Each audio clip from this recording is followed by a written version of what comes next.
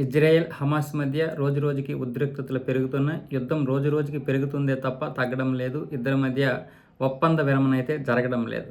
అయితే ఇలాంటి సమయంలో తమ సైనికుల్ని కొంతమంది మీడియా ప్రతినిధులు మాట్లాడడం, వాళ్ళని ఇంటర్వ్యూ చేయడంతో వాళ్ళ ముఖాలు ప్రపంచం గుర్తుపడుతుంది. కాబట్టి ఇది ప్రమాదకరమైనటువంటి పరిస్థితి. ఇప్పటికే మా పైన ప్రపంచం డ్యాగ కన్ను వేసింది. అక్కడ అన్ని దగ్గరలో కూడా మేము విచారణ ఎదుర్కోవాల్సి వస్తుంది. కాబట్టి మా సైనికుల రక్షణార్థం ఇక నుంచి ఎవరూ కూడా మీడియాకి ముఖాలు చూపించకూడదు అని మీడియాపై అయితే ఇజ్రాయెల్ ఆంక్షలు విధించింది.